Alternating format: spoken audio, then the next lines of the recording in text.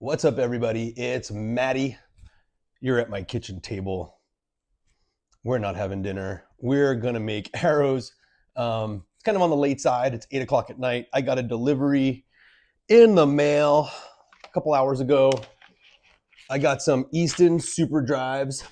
These are the 23 diameter. So the Easton SuperDrive 23, they come in a couple different diameters. This is the 23. The 23 happens to be the weakest one we can get. And shooting barebow, not many of us are shooting high weights indoor. For the most part, everyone's shooting somewhere in the, depending on who you are, the high 20s to almost 40. I'm shooting 40-pound longs. I'm shooting a little over 40 pounds. I'm shooting 43 pounds. And I decided to, I'm not necessarily making a change. I just decided to make a purchase and give these a shot. I was at the Texas Ringer about 3 weeks ago, and I met with a bunch of obvious good shooters. Zach was there, Robbie was there, John Winker was there, Justin Spalazzo was there, Nick Way was there. There were just a bunch of people there that were shooting these arrows, the SuperDrive 23. And I decided to give them a whirl and shoot some of them. And I was rather impressed with how they were flying. They were flying fast, flat, nice and straight. Everyone was shooting full length. I'm not sure if I'm going to go that route. I usually don't go the full length route, but I'm going to start that way. With these, I also did get some of the RPS inserts that would fit. So there are 23 as well. They'll fit that inside diameter of this shaft. The reason I'm going with the insert versus a glue-in point is that I can tune this a little easier. Let's say I do keep them full length. I can put as light of a point weight in my arrow or as heavy as a point weight in my arrow as I need to help with tuning in general. I normally shoot the Easton RX7, which is this one. It's the blue one. It's this is a 21. The 21 is a 5.25, which is, again, the weakest spine, and I do cut these. These fly very well for me. I have them tuned very well. At the Ringer, I shot very well. I usually shoot pretty well indoors. This is what I've been using. And the biggest thing I noticed shooting with those guys was when I shot their arrows, the carbon, they were much faster. Now, this is a fairly heavy arrow. I did not weigh it. I'll weigh it and I'll put the number up here. Here's my fireplace. See, it's not even on, but it's just for ambiance right now. Yeah, I should turn it to a different color. Anyway, I noticed how slow my arrows were compared to theirs. Theirs were much faster, flatter, and I was pretty impressed by that. And they were flying rather well.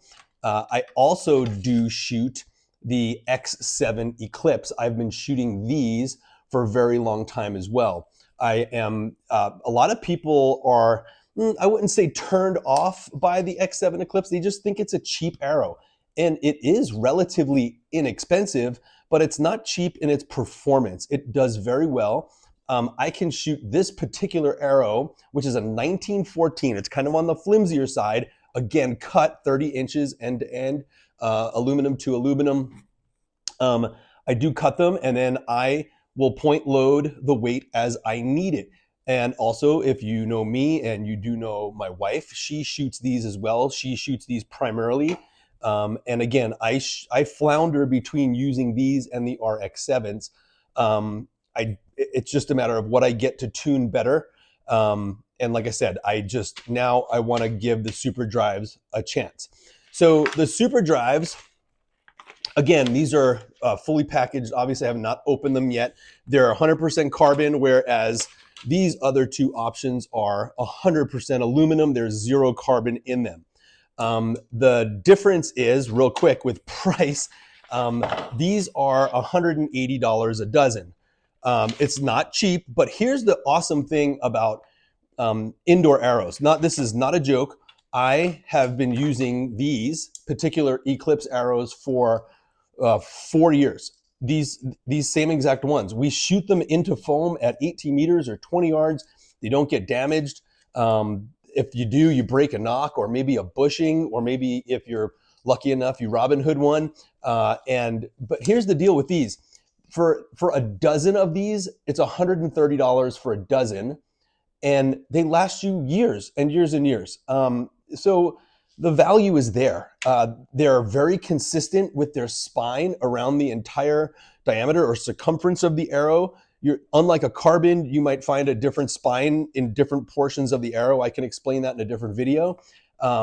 Same with these. The RX-7, again, this is a little higher in the price point at $169 a dozen. Again, I've Robin Hood probably 3 of them. So I'm shy 3, but I have 2 dozen of these. I have 2 dozen of these. And again, they have lasted for years. Same with these. I've had these since 2021 and they are phenomenal. We don't break them. I don't shoot these for 3D. I don't hunt with them.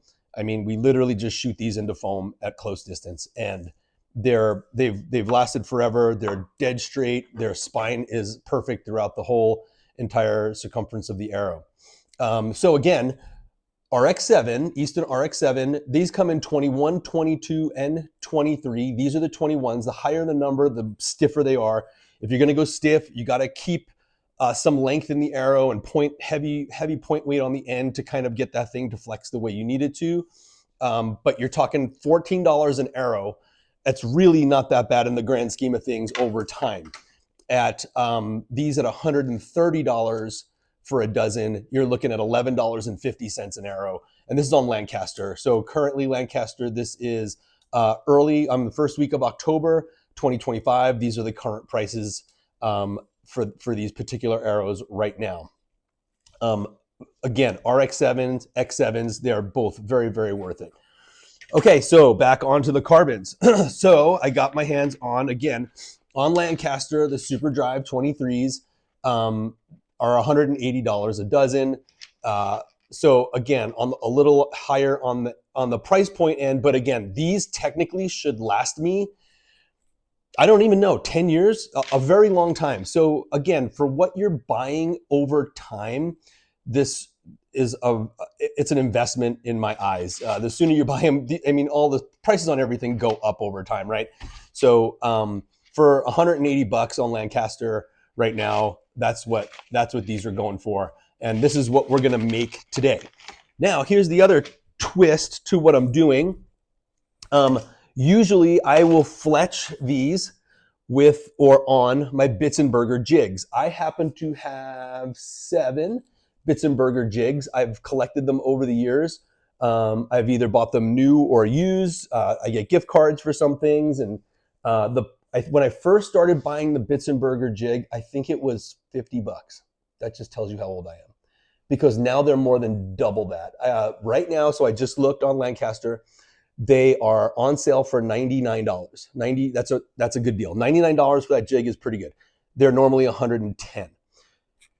The issue I've had with Bitzenberger jigs over the years is they're kind of finicky. They're kind of a pain. You have to, every time I make arrows, especially my wood ones, I have to feather align everything. I have to knock align everything. The feathers don't always line right up. You have to sit there and use all the little gauges to make sure everything is working perfectly. And then if someone changes an order on me and they want a 4 fletch instead of a 3 fletch, well, now I have to go back and change those things and see how the feathers are fitting on the shafts.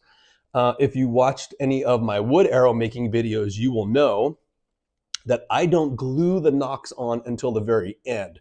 I might press them in tightly, or maybe the tiniest dab of glue on a nock and the tapered end of the shaft that I can just crack and break off easily. Because once that arrow comes out of the jig, I like to realign it on the bow, or on a wood bow usually for a wood arrow, with the grain doing the right thing, right? So want the grain to go in a certain way. We've talked about that in the video as well. So what I'm going to do today is I'm going to use these. These are the Arizona Easy Fletch jigs. These are the pro version. I bought 3 of these on Lancaster about a month ago, maybe a little over a month ago. I bought them again out of frustration of using the Bitzenberger jig. There were Bitzenberger jigs, again, they're kind of finicky. They're kind of a pain sometimes. They're very nice when they're working. They're accurate. But I wanted kind of a little better ease of use. The other reason I went with these is because I was with Robbie and he was showing me his arrows, and I was very impressed with the amount of helical that was on the arrow or on the feather. And as you know, we buy left and right helical. We can buy offset and or straight. I happen to have all my Bitzenbergers are left wing, left helical, and they do put some helical on. I'm just not impressed with it. It's just a little bit of helical. No matter what you do to those jigs, I cannot seem to get a beautiful, nice helical on them. When I looked at Robbie's arrows and I saw that he had a very nice helical on there, I asked if he used the Bitzenberger, and he said no, he used these. These, again, the Arizona Easy Fletch Pro. I bought 3 of them, and again, I fletched up these arrows, and I will tell you that I'm rather impressed with the helical that's on this. So what I have on here is an Ozark feather. I got at Lancaster. I think they were like $21. And then I bought 3 of these, and these right now are $65 on Lancaster. I bought 3, and then as long as it takes to make these is as long as it takes for the glue to dry. I happen to use the Fletch Tight, which I've been using for eons. And this is what has always been my go-to. I know a lot of people that use carbons use things like Goat Tough or Max Bond and things of that nature. I don't have any. So this is what I have because I just have bunches of it. And like I said, I bought some to make some wood arrows and to fletch some arrows for a customer. So I happen to have some. So I'm going to be using this today. This has a dry time of about 15 to 18, maybe 20 minutes. So technically, to make 3 arrows, 20 minutes, that's pretty solid. And that's what I did with these. When I made these, I made 3 in 20 minutes. I was rather impressed. Tonight, I'm just going to make 3 for the video. I'll probably just make 6 between now and tomorrow so I can shoot these arrows and see how they do. And yeah, that's it. Like I said, I'm rather impressed with the helical this puts on. It's actually a very true helical as opposed to the Bitzenberger, which is not super helical. It's just kind of offset. So we're going to give these a go. Again, so these are $65. And it's just to get 2 of these is like buying, well, right now it's not like buying 1 Bitzenberger, but at $110 for 120, it's like weights and measures. I can have 2 of one or 1 of the other. And having used these now, I'm rather impressed with what this is doing in the time allotted. So anyway, we're gonna show you what I'm doing here, how I'm gonna put these in, make the arrows and all that. So I'm gonna start, I won't edit, I won't cut. I'm gonna start right now with showing my feathers. I happen to have full length. These are gateways, all left wing. These are orange. I have some orange and I have some white too. Guys, you saw how many arrows I had one day when I did my arrow making video. If you think I have a lot of arrows, you have no idea what I have in feathers. I have a ton of feathers. Over the years, when people are selling out of feathers, they're just getting rid of them, or I've gone to places where they're just closing out and I've bought tons of full-length feathers. And this is what you're looking at. I mean, I can't tell you how many orange I have. I have a whole box full of orange and other colors that I've bought over the years. So what I'm going to do first is I'm going to take out the feathers. Now, if you've ever bought a full-length feather, you do have some waste. You don't get to use the whole feather. You can see that the tail end isn't even on the quill. So the quill, the feather kind of goes off onto both sides. You can see the quill right there down the middle. You can see that little where the light's shining. And if I peel that back, I can expose the quill. You can see that. But I'm not going to do that because the quill on this end is usually pretty thin and it's kind of frail. It gets to the point where there's almost no glue bond. Conversely, on the other side of the feather, the quill is rather thick. It's actually kind of on the fat side, and it's almost too much quill to put on an arrow. So what I like to do is I like to trim the fat, so to speak. I'm going to trim off a bunch of the front. I usually start at the back. I'll trim off the back where I can't use, or I feel like I can't use, and then I'll work my way this way, and then I'll have some of the remaining. And I keep these remaining pieces, and then if anyone ever wants spliced feathers, I can just splice these right in. And I simply just look and see what I think is usable and not. I'm going to say it's probably not usable up to right there, and then I just put my finger there, and I got my handy dandy cutting board, and I just chop it. That's it. And that is just waste to me. I can't use that piece at all, and I'll leave it. Now, what I'm going to do with the rest of the feather is, like I said, I'm going to put these on here full length, and I'm gonna go about 4 inches in length for my feather. I might go a hair over, maybe like 4 1/4, because the arrow is so long. So I'm going to do that. So what I have is a pencil, and I have a tape measure, and a little paper tape measure, and I'm going to make 2 marks on this cutting board with the pencil. I'm going to make a mark at 4 1/4, which is right there, and I'm going to make a mark at 0. And so I have 2 marks now on the cutting board. I no longer need that. You can see on the cutting board my 2 pencil marks. Super easy. And then I'll take my feather, and I'm not going to show this throughout the whole thing because I want the video to be on the short side. I'm going to look at that. I'm going to put it right on those marks, and then I'm just going to cut it right to where those marks line up. And that's it. Now I have the length of feather I need to put into the jig. The cool thing about these, what I like about these, they do 3 feathers at one time. So again, I can make 1 arrow every 15 to 20 minutes, depending on which glue I'm using. If you use some of the other CA glues, they dry instantly. So I could technically make a dozen arrows in under a half hour if I do it correctly. You just don't want to mess up when you're going through the process. But this glue does require a little bit of dry time. Like I said, 15, 18 minutes, and then a time to set as well. So like overnight, or another, maybe 20, 24 hours before it's truly hard and solidified on there. So I'm going to cut the rest of these that I'm going to use, which is just about 3. I'm going to cut the film. I'm going to cut these. I'll come back, and then I'll show you how I load these into the fletching jig, and we'll fletch one up, and we'll see how it looks. All right, we'll see you in a minute.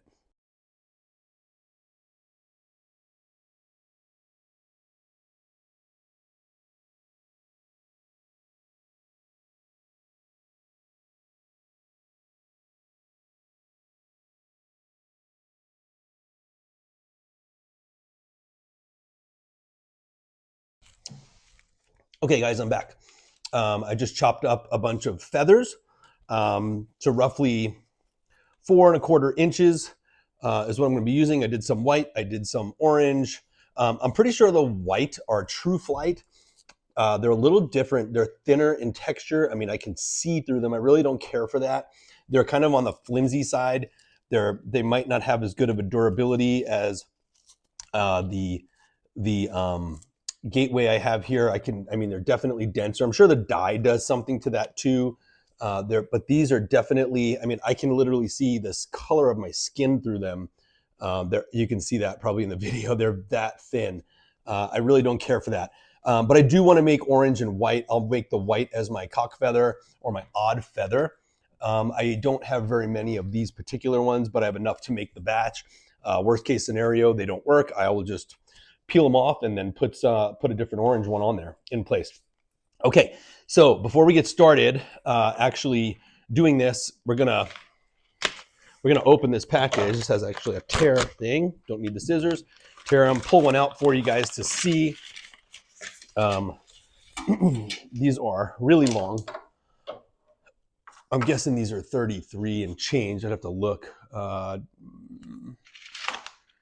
see anything on the package at a glance. But again, 475 Easton SuperDrive 23.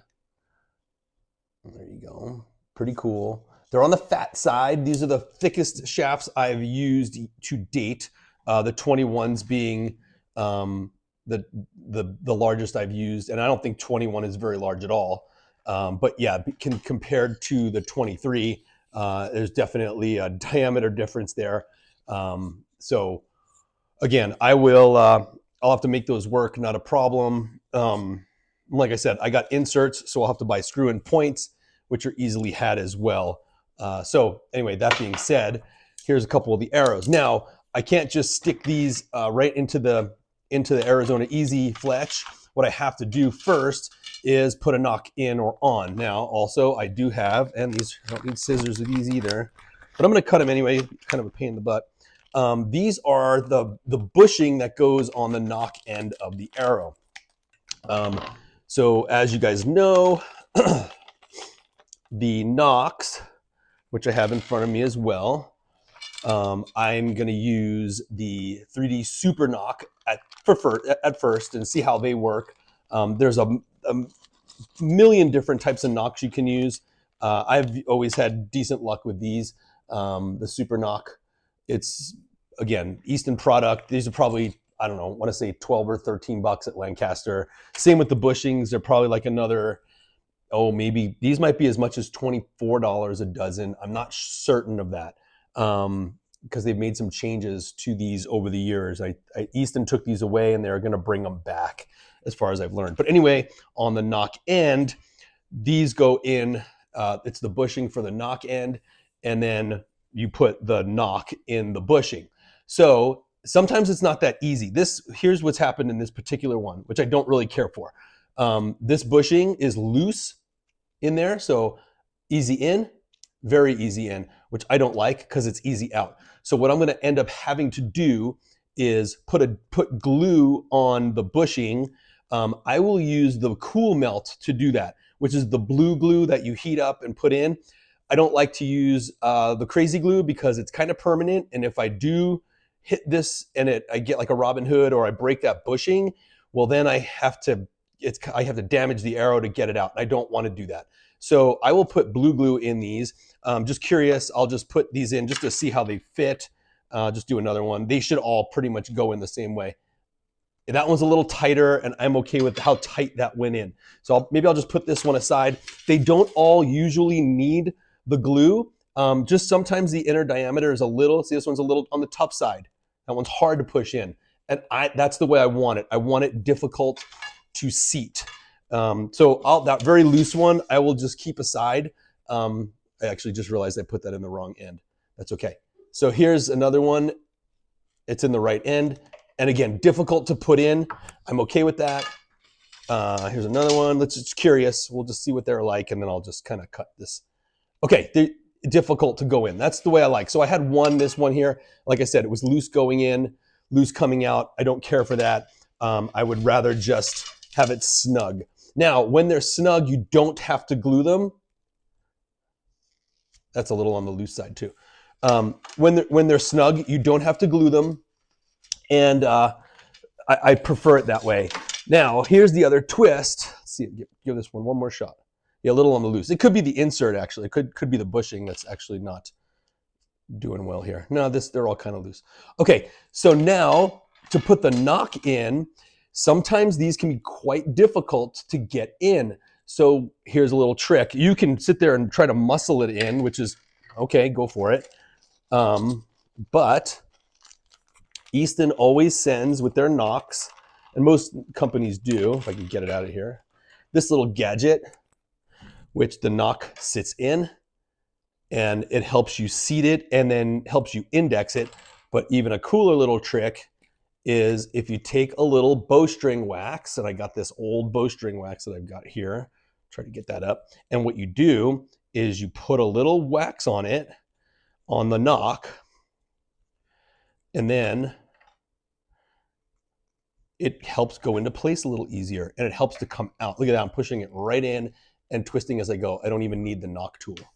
And that's how easy that is. Now, if you don't put wax on it, you could put oil. Sometimes I use coconut oil. I keep coconut oil on hand to do this as well. And it helps just get that in and get it out if you need to. If you put them both in dry, it's really difficult and it gets kind of stuck. And that's all it takes. So I'm going to do 3 of these, and then we'll come back to the next part of the video. Okay, I got 3 nocks and 3 bushings all set up. Now, the next thing I do before I fletch, actually put them in the fletching jig and fletch, is I clean the fletching part, the fletch part of the arrow I'm going to fletch. And it's something that I think a lot of people overlook and don't do. I will also clean the inside of the arrow shaft where I'm putting the inserts, because there's residue left on the arrow shaft at manufacturing. It's usually just a black powder. And then I'm touching it, leaving oil from my fingers, things of that nature. I always clean the fletched end of every single arrow I ever fletch all the time without fail. Excuse me. In some cases, I'll actually take steel wool and I'll scuff the arrow as well, or maybe the super light sandpaper and just give it a little scuff, like especially on these aluminum ones. The aluminum will have oil on them as well. There'll be some residue. I clean them up very lightly with a tiny, very, very light sandpaper. Just give it a little scuff, give it a little surface area or something to bite onto for the glue. Okay, so what I use is just plain old rubbing alcohol, isopropyl alcohol, paper towel. This is not fancy. It's just something, like I said, I think a lot of people overlook or don't do. I just put some on the paper towel, and usually I do the whole dozen at one time, and then I don't ever touch the arrow again. I just give it a good wipe down, and then I just set it aside, and like I said, get all the residue off, whatever's left behind. And if I touched it, it will also take any oils from my fingers that were on there. And I just set them aside to dry for a minute. And you can see this is not super bad, but there's some residue left behind. Here, while I'm here, I'll just do a couple more just to get them over with, done and over with. And then I don't have to touch them again, or I won't touch them again. Let's do one more. I need to pull the bushing out of this one too anyway. And I'll show you when it's done. See this? That's after doing what, a half dozen? And you can see there's a residue left behind. And this, like I said, it could prevent the glue from adhering to the arrow shaft. And it's just a risk I'd rather not take. Just so take a second to clean your arrow shafts before you fletch them. I'm gonna let these dry and we're gonna get to fletching. Okay, I'm back. Let's make an arrow. Okay, so here are the 3 that I put nocks in, and I cleaned that feather side end. Now we're going to use the fletching jig and show you how that works. Now, what I have here are glasses, because I'm old now and I can't see very well when it comes to up close stuff. I actually need to use my readers. Lucky me. How do I look? Do I look studious? Yes. Okay. Studious or sexy? What's it going to be? Sexy? I agree. Okay. All right. So let's get some feathers.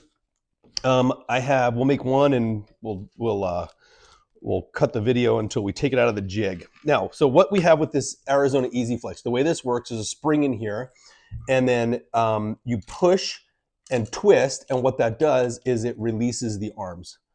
And then you put the feathers in each one of these slots, and then we clamp it onto the arrow.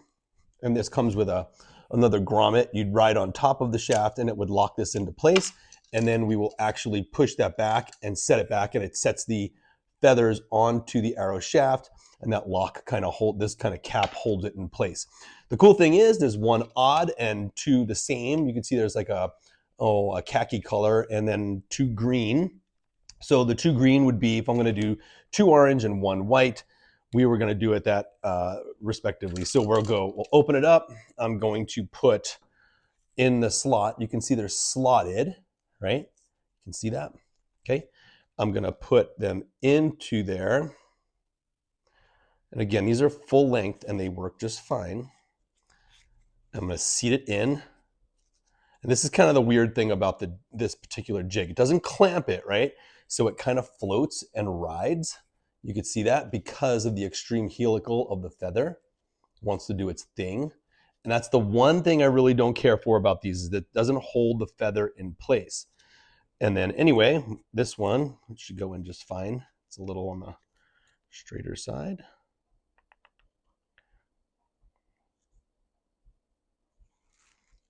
Get that in place. And then, whoop, I missed. There we go. And then seat it all the way down at the bottom. And you can see that one there is the gateway, and it's sitting very nicely. And you can see this one is riding up still. It's kind of gonna be a pain in the butt, I think. Worst case, I just won't even use them. So next and last, and again, look how nicely that gateway sits in there. And the cut feathers usually sit really well, like feathers that are cut parabolic or shield, however you do it. They sit and they stay rather well. This particular feather, I might have to hold down into place somehow when I clamp it, because I can feel like this one's not going to sit the way I like it to. And again, I think it's just a true flight feather. It's not. It's a little on the weaker side as well. I guess I could always try a different one and see if it sits a little better. We'll give that a go real quick. I can't see how it would make a difference, but you never know. I'll use my other hand here. Get that to seat.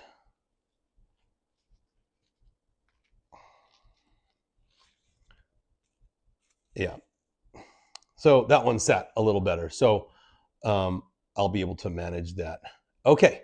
Now the feathers are seated, all good and well. Now what I'm going to do is I'm going to glue them. So now I'm going to just run the glue on here. That's why I'm wearing my glasses, and get that going. Now, if you ever use these, the Fletch Tight, they're still in like it's either lead or aluminum tube. And if you squeeze it too hard, that glue will come flowing out way too hard and fast, and you don't want that, right? You don't want that to just come flowing out too hard, because then it just makes a big old mess. And what I'm going to do is I'm going to fletch bottom to top, which is usually I go the other way, but this is fine. The tiniest bead of glue.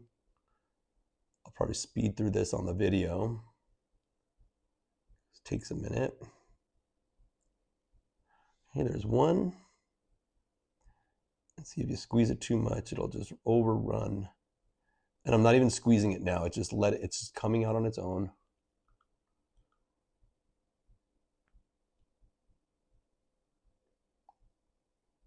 There's two, and the last one.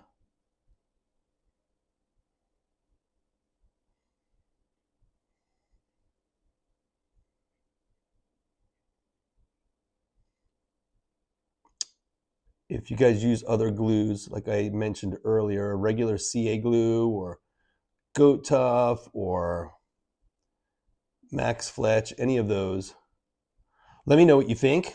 Put a comment and let me know what you think of those and how well they work in comparison to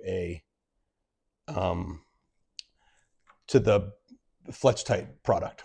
Okay, now these are glued, and what I'm going to do is take the arrow. Now inside of the jig is a little tab where the knock can actually seat into place. And what you do is you drop your arrow in there and you wiggle it, and then you can find that it sits in the knock like a string would sit on the knock, and it locks it into place. And now the hard part, if you will, is you're going to compress. So you're going to push this spring back up and then twist it, and these arms are going to fall into place just like that. Okay. And then what you want to do, drop this little on top of the cylinder and then go right over it, twist, it will fall into place, and it just seats the quill right onto the arrow shaft. And you won't be able to see this, but there's a gap in there. There's a gap here, and I can see that the quill is seated nicely right on the arrow shaft the way it needs to be. So I know that's going to come out just fine. I'm going to leave that sit. So this kind of locks it into place. It's set. These come with a little, like a D-ring, if you will, and I could take this downstairs, which I will. I'm going to hang it on a hook and just let it sit for 20 minutes, and then we'll take it off. So that'll be the next thing. So this is just going to sit, and then I'm going to do these other two, and then I'll come back and show you the end result. Okay, we're back, and I just want to now show you what the end result of these are. So they've been sitting in here for 20 minutes or so, or maybe 12 hours. It might be the next morning. It might be 20 minutes later. It's TV world, people, who knows? Anyway, here you go. Here's the jig in with the arrow in it. And then what you do with this particular thing is you just slide this little guy off, and then you do just the opposite of what we do. We're going to push and turn. It compresses that spring, and then we just peel these back and then pull it out, and that's it. And look at that. Isn't that beautiful? Nice helical. I don't know how much of that you can see. That's a beautiful helical that jig gives. You can see this looks like a flu-flu at the moment. So here's if there is a downside to using full length feathers, obviously they're not cut, they're not shaped.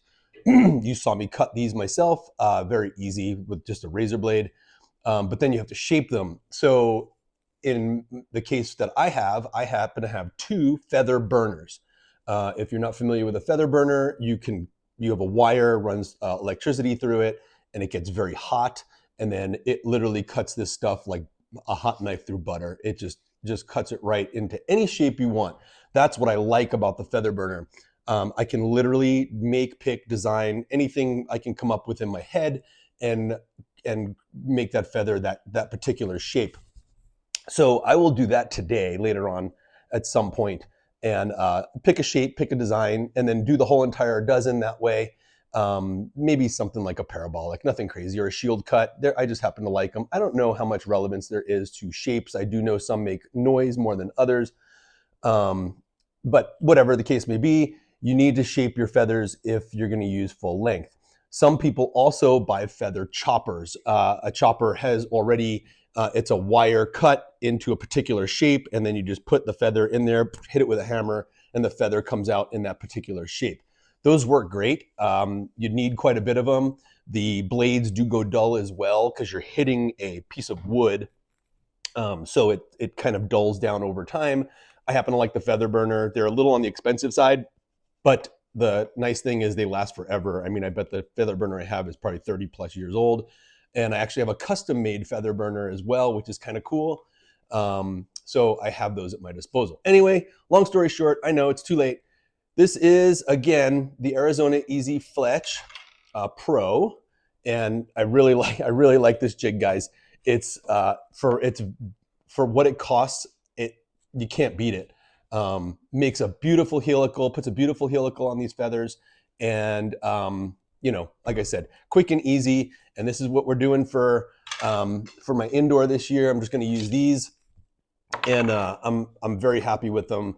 I probably won't use the Bitzenberger, just like I said, for speed and ease of use. These things turn out great. Look at that helical. That's another one. Absolutely beautiful. It sits on there nice. Every feather sits on there very nicely.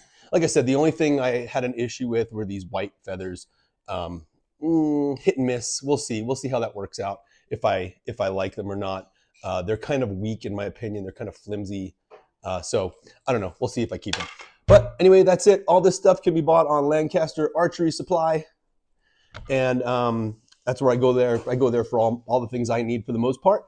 And that's it. And remember, always make it look good. And we'll see you soon. Peace.